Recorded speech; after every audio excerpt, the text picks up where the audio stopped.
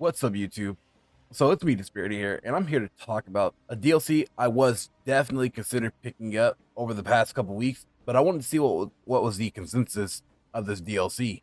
And as you guys see, the consensus is that it is a mostly negative when it comes to the reviews of this game. So this is the DLC towards Warhammer 40k Chaos Gate Daemon Hunters Duty Eternal.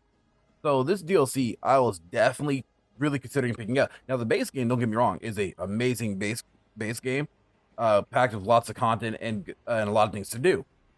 The problem is that this DLC was a definite bait and switch.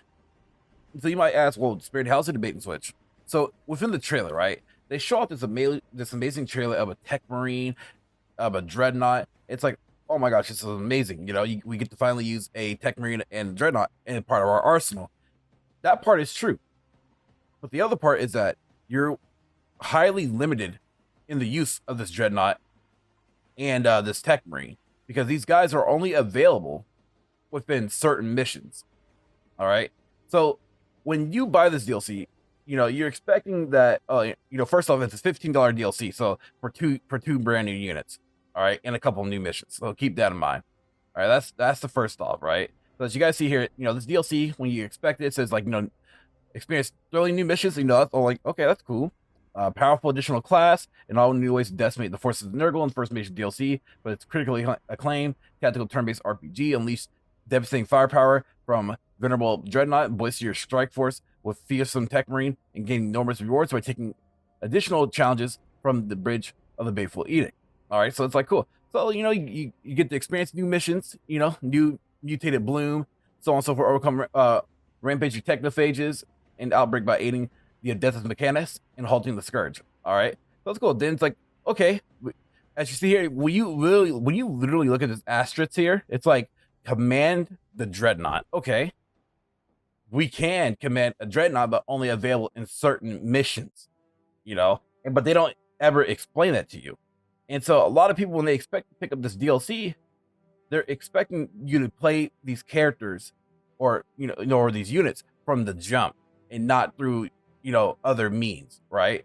And that's what I consider that the same. The same thing as well. Like when I look at this DLC, I'm like, finally, we get to have more units. It's like XCOM, you get to have more units part of your arsenal, especially when there's a big expansion like War of the Chosen, where you get new classes you can use, and you're not limited to just certain missions. And so that's why a lot of people are really not liking this DLC at all, because it's just a highly advanced bait and switch. I mean, for $15, it's not much money, but like when I expect to play it as a faction, or a unit, I expect to play as that faction or unit. So let's go ahead and look at some reviews of what people say about this game here. So here we have two reviews. One person says, honestly, I feel quite scammed now that I found out online that the Dreadnought is only available in a few missions during the playthrough. That was the main reason for wanting the DLC. And although the fine print has changed, which they changed it, the developers obviously advertised DLC as if you have access to the Dreadnought, so this person will be refunding. This person says, well, it's very excited for this DLC. After putting 30-ish hours into it, I am hopefully disappointed with it. The Tech Marine feels weak. The Dreadnought being limited for certain missions feels like a bait and switch. And geez, the number of bugs I'm having is extremely frustrating. Why does this game keep activating enemy groups and objectives on the literal opposite side of the map that I can see? How does that bug like that get through QA? To summarize, so very, very disappointed. So there are some people who are very happy about this DLC, as well as in people in the reviews are wrong about the Dreadnought. The Dreadnought can be used in any 5-star extreme danger mission. You need to complete 2 story related missions to unlock it. It's not every mission, which is fine. It's a 5th part, but that's the problem though, is that you can't just be limited to 1 to like 5 stars, because when there might play through the game, enemies, usually what, 3 or 4 of your units fighting like 30 enemies a match, right? So imagine you bringing a Dreadnought, using that Dreadnought to your advantage,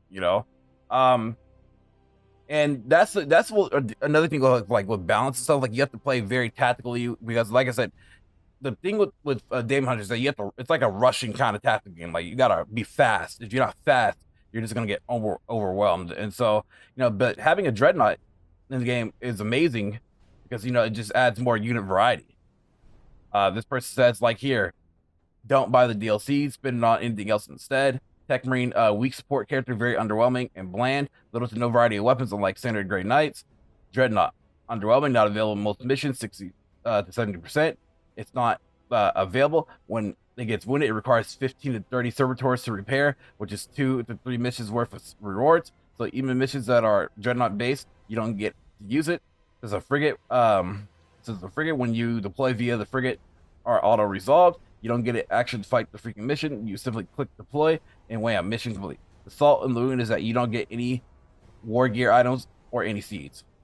So, as you guys see here, I am currently in a mixed bag. It's like I really want to pick up this DLC, but I think the price tag might be too steep, especially if I can't use a unit whenever I feel like it. But again, don't get me wrong. The base game is amazing though. I really love and enjoy the base game, but with something like this, I feel like that the devs could do a lot better. They need to just go ahead and update the game to make it where you can use the Dreadnought whenever you want to. As the player, I want to use what I buy basically, right? Without being forced to use a certain, location. Now let's look at something here, which is quite funny to me. So this is what's funny to me. So the devs, they made, I think once after release, this game hit mostly negative, like hardcore, right? And so the devs, they made it, a post like, we are overjoyed to see many of you enjoying the Duty Eternal in the additions from the update.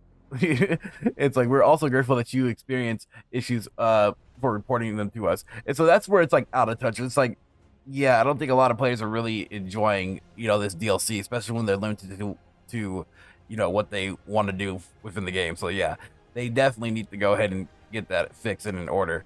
So, I mean, yeah, I don't know. What do you guys think? Should I go ahead and bite the bullet and pick up this DLC, or, what's the deal here?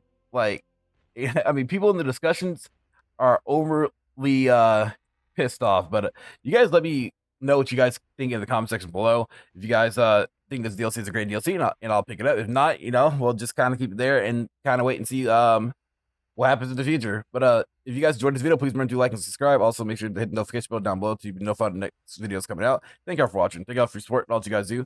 Peace out. Much love, everybody. Have a good one, y'all. If you guys enjoyed this video, please leave a like and also hit the bell notification down below. Thanks for watching.